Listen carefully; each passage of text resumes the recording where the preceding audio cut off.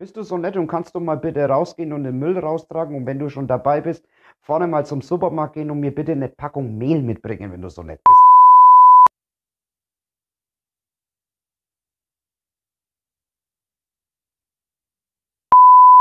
Hallo, bist du eigentlich da? Ich rede mit dir. Hallo. Was ist denn überhaupt jetzt? Was denn? Kennst du solche Situationen auch im Leben? Das nennt man dissoziativer Zustand. Und darum geht es heute in meinem Video. Viel Spaß!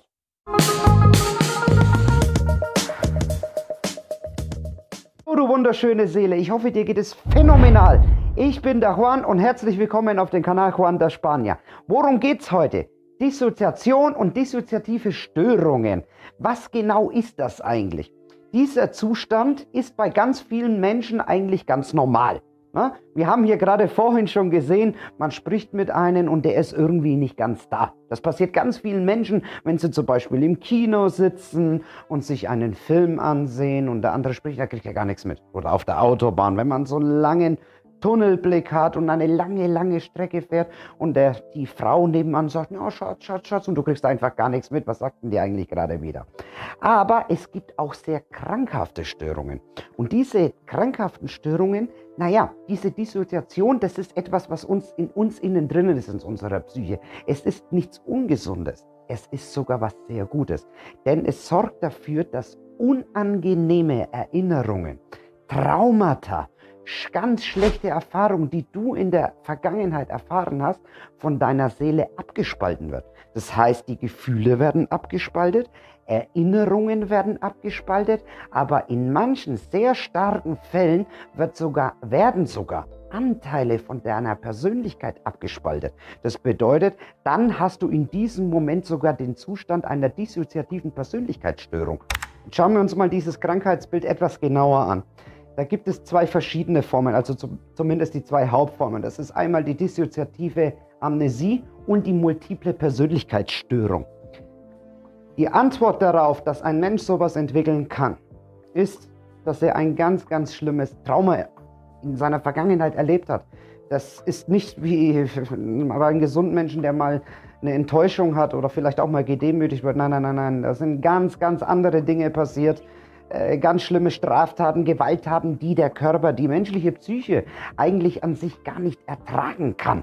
Und dann treten solche Phänomene als eine Art Schutzprogramm auf, sich zu schützen von diesen Gefühlen, von diesen Erinnerungen. Das ist ein Notfallprogramm in uns drinnen. Und in einem dissoziativen Zustand ist es so, dass der Mensch, der diese Störung jetzt hat, sein Denken, sein Fühlen und sein Handeln nicht mehr als Einheit sieht. Das musst du dir mal vorstellen. Der normale, also gesunde Mensch sieht sein Denken, sein Fühlen, sein Handeln alles als eine Einheit. Das ist ein Gesamtbild. Bei der Dissoziation, also praktisch bei einer dissoziativen Störung, ist das ganz anders. Das wird sich abgespaltet als Schutz, was da passiert ist. Und dann kann es zu solchen Phänomenen kommen, was ich dir vorhin gezeigt habe. Mal ein bisschen was für die Statistik zu dieser Störung. Circa 1,4 bis 2,6% der Bevölkerung leidet an dieser Störung. Frauen sind tatsächlich 3-mal so häufig betroffen wie Männer. Und diese Störung tritt meistens vor dem 30. Lebensjahr auf. Komorbalitäten kann man sehr oft entdecken mit einer Depression, mit einer schizophrenen Erkrankung oder einer Borderline-Störung. Allerdings möchte ich hier mal ganz kurz erwähnen, dass sehr oft in der Gesellschaft unter Laien immer gesagt wird, ja, der ist doch schizophren, der hat mehrere Persönlichkeiten an sich. Das hat damit gar nichts zu tun, das denken immer die meisten. Eine schizophrene Erkrankung ist eine eigenständige Erkrankung und eine dissoziative Störung ist auch eine eigene Erkrankung. Aber es kann sehr häufig vorkommen, dass sich beide Erkrankungen tatsächlich auch miteinander vermischen.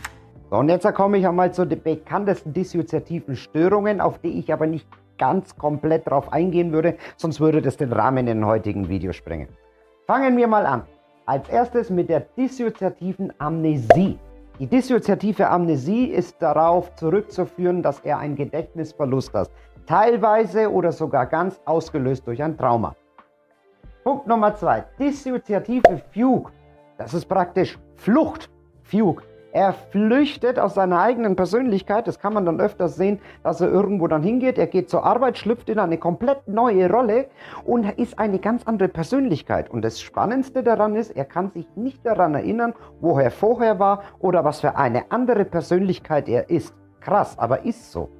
Kommen wir zu Punkt Nummer 3, der dissoziative Stupor. Das sind Menschen, die reagieren nicht.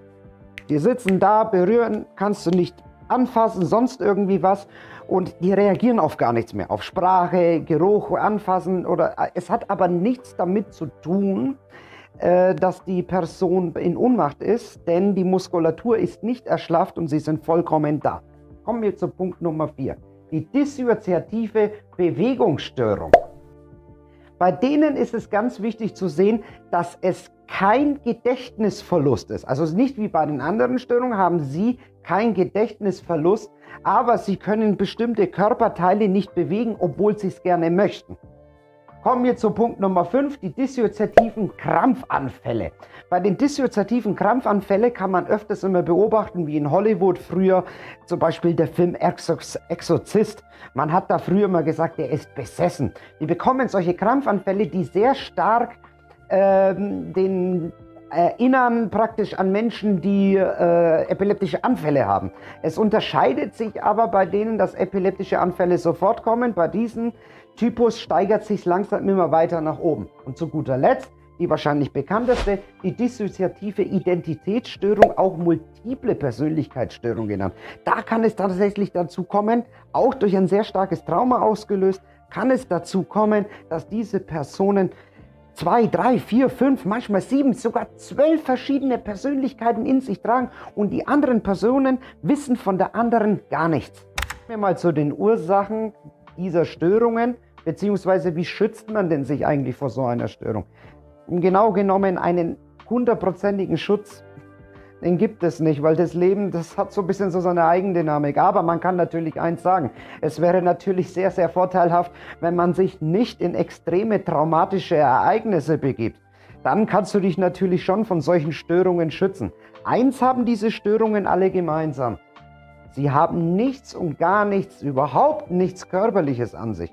So, man kann nichts irgendwie Körperliches finden, das diese Störung auslöst. Aber eins sei trotzdem dennoch gesagt, es kann passieren, wenn man zum Beispiel stark dehydriert ist über eine längere Zeit, einen sehr, sehr starken Schlafmangel hat, dass es eine Zeit, also eine Zeit lang zu dissoziativen Zuständen kommen kann, die aber nicht ist wie bei den anderen Störungen, die durch Trauma verursacht wurden oder Gewalterfahrungen im Krieg oder sonst irgendwas, dass sie ständig und dauerhaft Bestand haben. Denn wenn man den Wasserhaushalt wieder regeneriert und den Schlaf wieder zurückholt, kommen diese Störungen wieder normal ins Gleichgewicht und man kommt wieder total zur Normalität zurück.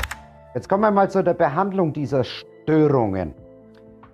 Behandelt wird immer psychotherapeutisch. Mit Medikamente kann man da gar nichts machen. Außer natürlich die Person leidet zusätzlich noch an Depressionen oder vielleicht einer schizophrenen Erkrankung. Dann kann man selbstverständlich mit SSRI, Antidepressiva oder Neuroleptika behandeln. Das ist natürlich immer so. Aber um reine dissoziative Störungen, die ich dir vorhin alle aufgelistet habe, zu behandeln, kann man immer nur psychotherapeutisch intervenieren. Das bedeutet, es wird an den Trauma rangegangen. Das Trauma soll verarbeitet werden. Das Ganze kann man ambulant machen, teilstationär. Wenn die Symptomatik aber sehr stark ausgeprägt ist, dann kann man das selbstverständlich und sollte man auch vollstationär machen in einem geschützten Rahmen, um den Patienten dauerhaft vor sich oder vielleicht sogar von anderen zu schützen. Kommen wir mal zu der Prognose dieser Störungen. Die Prognose ist ganz, ganz individuell und da kann man keinen Stempel jetzt draufsetzen und sagen, so und so wird der Verlauf. Aber Studien haben gezeigt, dass Menschen, die schon viele Jahre unter dissoziativen Problemen leiden, der Verlauf schlechter ist. Der Verlauf ist auch schlechter, wenn man zusätzlich noch an anderen Störungen leidet, wie zum Beispiel Depressionen, schizophrenen Erkrankungen etc. Im Großen und Ganzen, wenn das nicht gegeben ist, haben Patienten schon eine günstige Ausgangslage, aber man kann auch immer wieder beobachten, leider, dass viele vereinzelt auch ein Leben lang darunter leiden, manchmal vielleicht symptomfrei sind, aber die Symptome später wieder voll zurückkommen. So, das war's dann heute schon wieder mit diesem Video. Ich hoffe, es hat dir gefallen.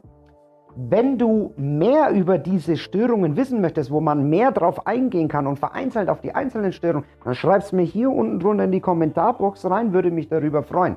Wenn dich ähnliche Themen interessieren, dann schau doch einfach mal vorbei unter Derealisation und Depersonalisation. Wie man Depressionen überwinden kann, verlinke ich dir hier unten. Ich bedanke mich bei dir, dein Juan. Namaste.